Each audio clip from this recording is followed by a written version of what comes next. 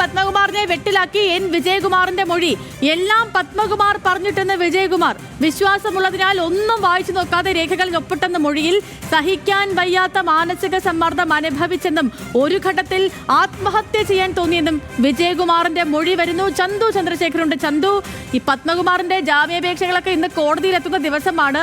പത്മകുമാറിനെ പൂർണ്ണാർത്ഥത്തിൽ വെട്ടിലാക്കുന്നതാണ് വിജയകുമാറിന്റെ ഈ മൊഴി. എത്ര കണ്ട് ഗൗരവതരമാണ് ഈ ഘട്ടത്തിൽ അന്വേഷണം ഈ ഘട്ടത്തിൽ എത്തി നിൽക്കുമ്പോൾ വിജയകുമാറിന്റെ ഈ മൊഴി?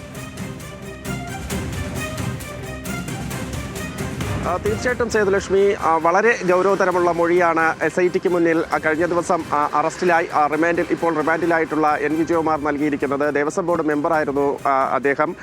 KP ശങ്കർദാസും എൻ വിജയകുമാറുമാണ് പത്മകുമാറിൻ്റെ സമയത്ത് ദേവസ്വം ബോർഡ് മെമ്പർമാരായിട്ടുണ്ടായിരുന്നത്. അതിൽ എൻ വിജയകുമാറിനെയാണ് ഇപ്പോൾ SIT കഴിഞ്ഞ ദിവസം ചോദ്യം ചെയ്തതിനു ശേഷം അറസ്റ്റിലേക്ക് കടക്കുകയും അദ്ദേഹം റിമാൻഡിൽ പോകുകയും ഒക്കെ ചെയ്തത്. അവിടെയാണ് പത്മകുമാറിനെ പൂർണ്ണമായും വെട്ടിലാക്കുന്ന മൊഴി അദ്ദേഹം SITക്ക് മുന്നിൽ നൽകിയിരിക്കുന്നത്.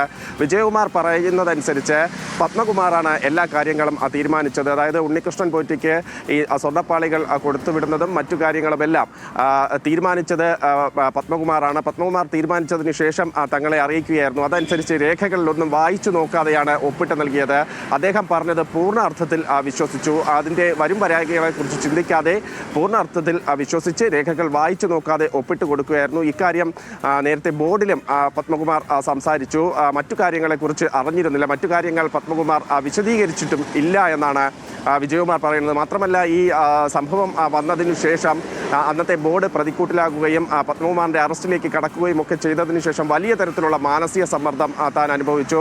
ഒരു ഘട്ടത്തിൽ ആത്മഹത്യ ചെയ്യാൻ വരെ തോന്നിപ്പോകുന്ന അവസ്ഥയിൽ മാനസിക സമ്മർദ്ദം തനിക്ക് ഉണ്ടായിരുന്നു എന്നാണ് വിജയകുമാർ പറയുന്നത്.